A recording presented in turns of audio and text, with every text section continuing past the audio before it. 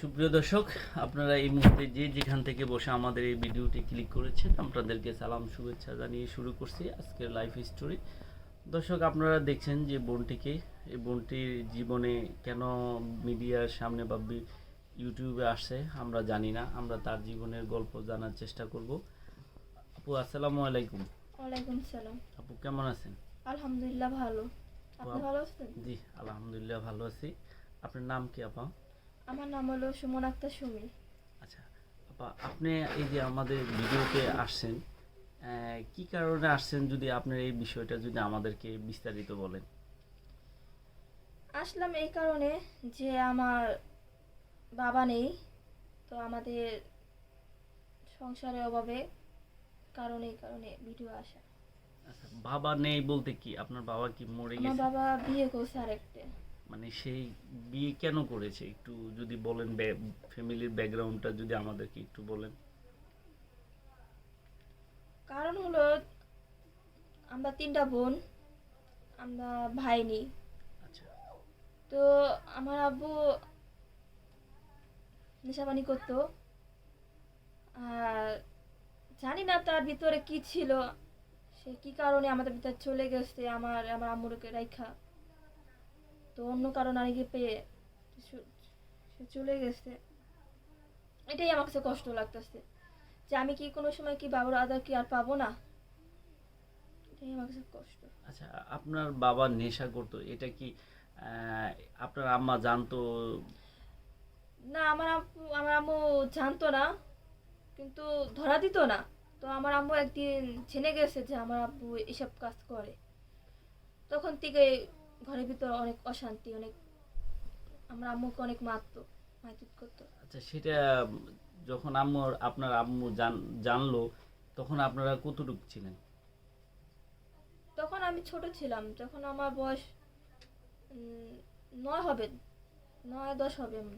মানে আপনারা ভাই বোন কয়জন? আমরা 3 বোন। ভাই নাই? না। আচ্ছা, তো আপনার আম্মা যখন জানতে পারলো যে আপনার বাবা নেশা করে, তো সেই কারণেই কি আপনাদের সংসারে অশান্তি শুরু হলো, নাকি অন্য কোনো বিষয় আছে? অন্য কারণ বলতে একটা নারী এসে সংসারটারে এলোমেলো করে দিচ্ছে। আচ্ছা আমার বাবা আগে ভালো ছিল, আমাকে আমার মোটামুটি যাই হোক, আমার আব্বু আমার কোনো আদর করতো, কিন্তু একটা নারী এসে আমার আব্বুকে চেঞ্জ করলো, আমাদের দেখাশোনা করে না, আমার আব্বুকে বিয়ে করে নিয়ে চলে গেছে। আচ্ছা, তো আপনার আব্বা আব্বা অন্য মেয়েকে নিয়ে যে বিয়ে শাদী করার জন্য অন্য মেয়েকে বিয়ে করলো, তার সাথে সম্পর্ক করলো, সেটা কি নেশা করার আগে না পরে? সেটা কি আপনার আমার কাছ থেকে জানছেন কিনা? না, সেটা আমি জানি না। সেটা কি আপনার আম্মুর কাছ থেকেও না, কখনো আমি এটা শুনলেন? জানি না, জিজ্ঞাসা করিনি। আপনারা তাহলে আপনি কত বয়স থেকে আপনার বাবা থেকে বঞ্চিত? আমি আমার বাবার আদর তো মানে যখন আমার বয়স 10 বছর, আমার বোন 1 বছর ছিল, মেজোরা আচ্ছা 1 বছর ছিল। তো 2008 সালে থেকে আমি আমার ঢাকা এসে বসছি আপুর সাথে রাগারাগি করে। 2008 সালে আমরা ঢাকা, আমার বোনের 1 বছর বয়স নিয়ে তখন ঢাকা আসছি আমরা। তখন থেকে আমি আমার বাবার আদর পাইনি। আচ্ছা, বাবা তো চলে যাওয়ার পরে আপনার আদর পান নাই, কিন্তু তখন তো আপনি যখন আপনার বাবা বড় ছিলেন, তখন তো আপনার বাবাকে চিনতেন জানতেন, তাই না? হ্যাঁ। তো আপনার বাবাকে কি কখনো কোশ্চেন করতেন না যে সংসারে এরকম অশান্তি হলো কেন? সেটা কি নেশার কারণে নাকি ওই মেয়েকে বিয়ে করার কারণে? আমার সম্ভব মনে হয় এটা নেশার কারণে। নেশার কারণে মাসি নেশাপানি করলে তখন মাথায় একটু সেন্স আউলায়া যায়, হয়ে যায়। আচ্ছা তখন কে কি মানে সে কি করব সে ভাবতে পারে না, যে এটা এই কাজটা করলে ভালো হবে নাকি খারাপ হবে সেটাও জানে না। আচ্ছা, সংসারে এমনি অশান্তিটা বলতে কি হতো একটু আমাদেরকে বলবেন? আপনি তো তখন একটু বুঝতে একটু শিখছেন, আপনি কি দেখেছেন কিনা সংসারে কিরকম করতো না? হ্যাঁ, দেখতাম। আমি যখন সংসারে হাল বলতে আমার আম্মু কিছু করতো না, আমার বাবাই খালি কাজ করতো। আচ্ছা তো ভালো মতন তোরা করতো না, আমার আব্বু ট্রাক্টর করতো না। মানে দেখতো না আমাদের তোরা। আচ্ছা তো সে একলা সংসার, একলা কাজ করে, একলা সংসার কেমনে চালাবে, আচ্ছা তার কারণে।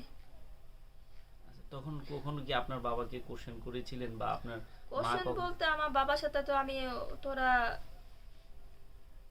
রাগ ছিল তো, তাই আমি অত কথা বলতাম না আমি। না, স্বাভাবিক যে তো বাবা। আমার আব্বু আমার আম্মুকে মারতো। আমি যখন মানে সামনে দাঁড়াতাম তখন আব্বুরা চুপ থাকতো, অতটা ই করতো না। তো আমার প্রশ্ন এটাই, বাবা তুমি যাই করো, তুমি আমার আম্মুকে মারো কেন? তুমি নেশা পানি যাই করো, ঠিক আছে, তুমি আমার আম্মুকে ভালো রাখবে, 5টা ডাল ভাত খাওয়াবা, পড়াবা, এটা তো আমার আম্মু আপনার কাছে চাইছে, আর তো কোনো কিছু চাই নাই। আচ্ছা, তাহলে এখন আপনাদের ফ্যামিলিতে কয়জন আপনারা? আমরা 6 জন। কতদিন আগে চলে গেছে বাবা? 5 বছর। আচ্ছা, তাহলে ওই যে যাওয়ার পরে তখন কিভাবে আপনাদের সংসার শুরু করলো?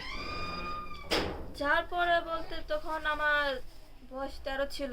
2012 সাল থেকে আমি গার্মেন্টস চাকরি করি। আমার 2 খালা আছিল, ওরও চাকরি ঢুকছে, আমার আম্মুও ঢুকছে।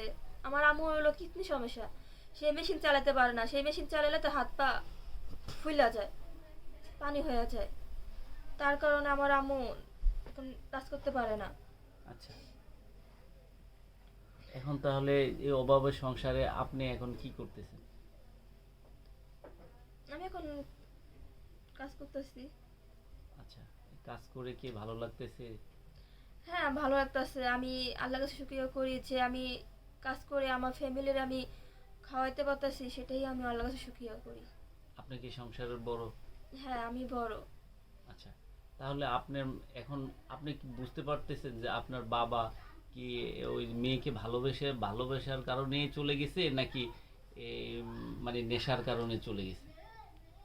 ভালো বলতে আমার ওই সৎমা মনে আমার বাবাকে বুঝাইছে, কানা বুঝায় মনে আমার আব্বুকে তার কাছে নিয়ে গেছে।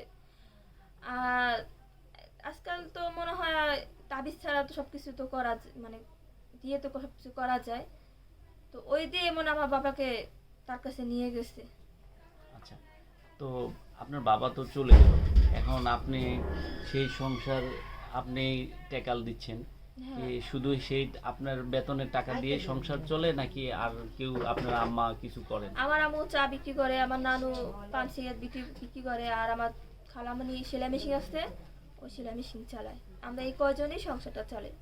আচ্ছা, এখন আপনাদের এই যে আপনার আমাদের ভিডিওতে আসছেন, হ্যাঁ, সে- এখন আপনি কোন চিন্তাধারা থেকে আমাদের ভিডিওতে আসছেন যদি আমাদেরকে বলেন? ভিডিওতে আমি আসলাম যে আমার ভিডিও যে দেখতেছে মামারা, বাবা, ভাই, বোন যারা দেখতেছে তারা যদি আমাকে একটু সাহায্য করে, তার কারণে আমি ভিডিওটা আসি। আচ্ছা, আপনার যে কেউ যদি আপনার এই সাহায্য সহযোগিতা করে তাহলে কিভাবে করবে? আপনি কি আপনার কিন্তু ফোন নাম্বার আছে? আমার ফোন নাম্বার বলতে আছে, কিন্তু আমার বিকাশ নাম্বার নেই।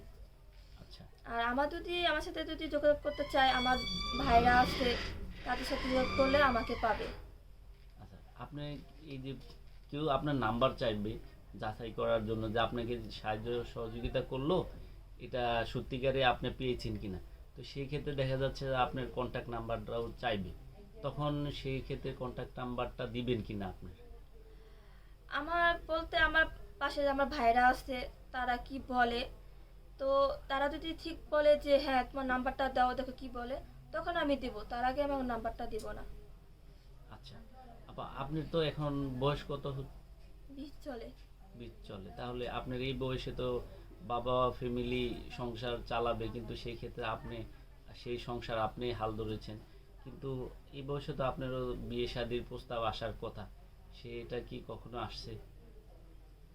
হ্যাঁ, বিয়ের প্রস্তাব বলতে হ্যাঁ আসছে, কিন্তু আমাদের তো তো আত্মীয় সম্পর্ক নেই। আর আমার পাশে আমার বাবা নেই, যে ছেলেদের কিছু দেওয়ার মতো কোনো ক্ষমতা আমাদের নেই। যদি আমার বাবা থাকতো, আমার ভাই থাকতো, তাহলে তো আমার এত কষ্ট হতো না, আর বিয়ে দিতে এত কষ্ট হতো না। আচ্ছা, তাহলে এখন কেউ যদি আপনাকে প্রস্তাব দেয় যে আমি আপনাকে আপনাকে বিয়ে করতে চাই, তাহলে সেক্ষেত্রে কি আপনি রাজি হবেন কখন? সে করতে আমি রাজি হব, সে যদি আমাকে আর আমার ফ্যামিলিকে যদি মাইনা নিয়ে যদি বিয়ে করতে পারে, তাহলে অবশ্যই আমি মেনে নেব। আচ্ছা, তো আপা আপনার অনেক কষ্টের কথা শুনলাম, যে বয়সে আপনি পড়ালেখা করবেন, আহ, সংসার সেই সেই বয়সে আপনার সংসারে হাল ধরেছেন। আপনার বাবা কোন কারণে আপনাদের ফ্যামিলি থেকে চলে গেছে সেই বিষয়টা এখনো আপনি ক্লিয়ার না। তো আমরা চাই যে আপনি যেই কারণে আমাদের ভিডিওতে আসছেন সেই সেই বিষয়টা যে যারা আপনাকে যদি একটু সাহায্য সহযোগিতা করে, কেউ কোনো ভাই অসহায় আপনাদের জন্য কিছু সাহায্য সহযোগিতা করে, তাহলে আমরা অবশ্যই আমরা আপনার কাছে পৌঁছায় দিব। আর কেউ যদি বিয়ে করতে চায় সেই ক্ষেত্রে কি আপনি কখনো রাজি হবেন কিনা? হ্যাঁ, আমি রাজি হব। আচ্ছা, তাহলে অবশ্যই দর্শক আপনারা এই বোনটির কথা শুনলেন, যে বোনটি কত অসহায়, যার কারণে এই ভিডিওতে এই বয়সে মানুষের সব অসহায় হয়ে গেলে মানুষ জীবনে যা করে, পেটে ভাত না থাকলে মানুষ অনেক কিছু করে, কিন্তু সেই ক্ষেত্রে এই বোনটি আপনাদের কাছে আসছে। আপনারা যদি একটু সাহায্য সহযোগিতা করেন, আপনারা কোনো খারাপ কথা বলবেন না ভাই। আপনারা যাদের টাকা পয়সা আছে তারা কখনোই এই ভিডিওতে আসবে না, কখনো প্রকাশ্যে আসবে না, কিন্তু এই বোনটি আপনাদের সামনে এসেছে। আপনারা শুধু একটু দরদ মায়া মমতা দেখে তাকে যদি একটু সাহায্য সহযোগিতা করেন, তাহলে সে অনেক উপকৃত হবে এবং আপনাদের কাছে কৃতজ্ঞ থাকবে। দর্শক, আমরা আজকের মতো এখানে শেষ করলাম। আপনারা আমাদের এই ভিডিওটি যদি একটু ভালো লাগে, তাহলে আমাদের চ্যানেলের সাথে আপনাদের যদি সাবস্ক্রাইব করার ইচ্ছা থাকে, তাহলে লাইক কমেন্ট সাবস্ক্রাইব করে আমাদের সঙ্গে থাকবেন। আমরা আজকের মতো এখানে শেষ করলাম। আল্লাহ হাফেজ, আপনাকে অসংখ্য ধন্যবাদ।